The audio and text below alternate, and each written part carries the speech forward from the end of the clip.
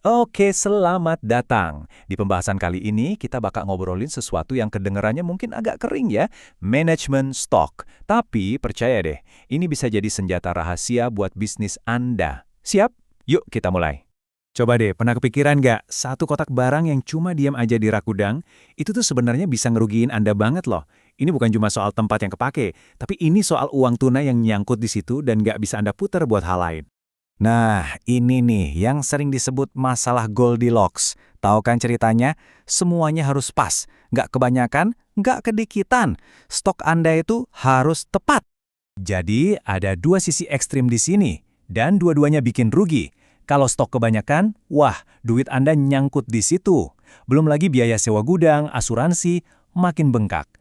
Sebaliknya, kalau stok terlalu sedikit, waduh lu, bisa-bisa kehilangan kesempatan jualan atau lebih parah, produksi bisa mandek. Repot kan? Terus gimana dong caranya nemuin titik tengah yang pas itu? Tenang, untungnya ada loh sebuah formula klasik yang bisa bantu kita. Kenal ini, namanya Economic Order Quantity, atau biar gampang, EOQ. Anggap aja ini kayak resep rahasia buat nemuin berapa sih jumlah pesanan yang paling efisien. Tujuannya simple banget, neken biaya inventaris Anda sampai ke titik paling rendah. Gini cara kerjanya, EOQ itu pada dasarnya menyeimbangkan dua jenis biaya yang saling bertolak belakang. Satu, ada biaya pesan. Ini keluar setiap kali Anda order barang, biaya admin, ongkir, dan sebagainya. Makin sering order, makin tinggi biayanya. Dua, ada biaya simpan. Ini biaya buat naruh barang di gudang, sewa tempat, asuransi, modal yang ketahan. Makin banyak barang yang disimpan, ya makin mahal juga. Nah, disinilah sweet spotnya ketemu. Coba lihat grafiknya. Garis biru yang turun itu biaya pemesanan. Makin banyak unit yang dipesan sekaligus, makin jarang kita order. Jadi total biayanya turun. Terus, garis orange yang naik itu biaya penyimpanan. Makin banyak stok, makin mahal biayanya. Nah, EOQ itu ada di titik terendah dari kurva abu-abu, kurva total biaya. Disitulah jumlah pesanan kita jadi paling ekonomis. Oke, cukup teorinya. Biar lebih kebayang, kita langsung aja lihat contoh nyata dari materi sumber kita. Jadi ceritanya ada perusahaan namanya Tom Jones. Nah, mereka ini butuh bahan baku total 108.000 kilogram setiap tahun.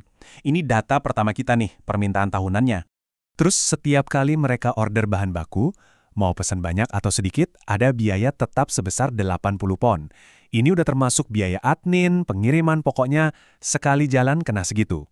Dan yang terakhir, biaya buat nyimpen 1 kilogram bahan itu selama setahun ternyata 12 pound. Angka ini gabungan dari biaya gudang dan biaya modal yang beku, karena nggak bisa dipakai buat hal lain.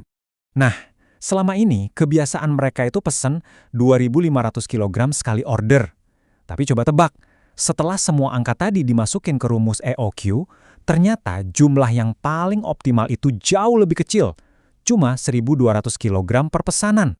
Dan inilah hasilnya.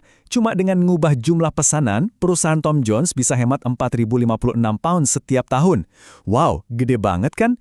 Ini bukti nyata loh gimana rumus matematika yang kelihatannya simple bisa langsung ngasih dampak ke profit. Oke, masalah jumlah pesanan udah beres. Tapi ada masalah kedua nih. Harga bahan baku kan naik turun. Terus gimana cara kita nentuin nilai stok yang ada di gudang? Berapa sih harga asli barang-barang itu? Yuk kita bedah misteri kedua ini, gimana cara ngitung biaya stok kita yang sebenarnya? Biasanya ada dua metode utama nih, FIFO dan LIFO. FIFO itu first in, first out. Gampangnya, bayangin aja susu di supermarket. Susu yang datang duluan pasti dijual duluan kan? Nah, LIFO itu last in, first out. Ini kayak tumpukan pasir. Pas kita mau ngambil pasir, pasti kita ambil dari bagian atas dulu, yang paling baru ditumpuk. Kita lihat contoh FIFO ya. Waktu tanggal 20 Februari ada pengeluaran 700 unit. Dengan metode FIFO, kita anggap unit yang keluar itu adalah unit-unit paling awal yang kita beli, yang harganya masih Rp1.000 per unit. Logis kan? Ini bikin nilai sisa stok kita jadi pakai harga beli yang lebih baru. Sekarang kita bandingin sama LIFO. Nah, di sini beda. Kita justru pakai harga dari pembelian yang paling baru. Metode ini berguna banget loh, apalagi pas inflasi lagi tinggi, karena biaya barang yang dijual jadi lebih relevan sama harga pasar sekarang. Efeknya, laba kena pajak bisa jadi lebih kecil. Coba perhatiin deh, nilai akhir stoknya jadi beda. Dan ini ngaruh banget ke laporan laba rugi perusahaan. Poin pentingnya gini, ini tuh cuma pilihan metode akuntansi, cuma soal pencatatan di atas kertas. Bukan berarti kita beneran ngambil tumpukan kotak yang paling baru di gudang. Tapi, pilihan antara FIFO atau LIFO ini dampaknya nyata. Ini langsung mengubah angka HPP atau biaya produk Anda, dan ujung-ujungnya ya laba yang Anda laporkan. Terus, kenapa sih kita repot-repot bahas semua ini? Karena ini semua bukan sekedar teori di buku teks. Ini adalah fondasi dari bisnis yang efisien dan, yang paling penting, menguntungkan. Jadi, apa nih yang perlu kita ingat? Pertama, inventaris itu bukan cuma barang, tapi uang tunai. Kedua, pakai EOQ sebagai alat buat efisiensi, buat nekan biaya. Ketiga, cara Anda menilai stok, entah itu FIFO atau LIFO, itu ngaruh langsung ke laporan profit Anda. Dan yang paling penting, kalau Anda bisa menguasai konsep-konsep ini, Anda pegang kendali lebih besar atas kesehatan finansial bisnis Anda. Nah, sebagai penutup, saya mau tinggalin satu pertanyaan buat Anda. Di zaman sekarang, zaman AI, zaman pengiriman serba instan, apa rumus-rumus klasik kayak gini masih relevan? Atau jangan-jangan, justru karena dunianya makin kompleks, memahami dasar-dasar inilah yang jadi kunci utama kesuksesan. Coba direnungkan.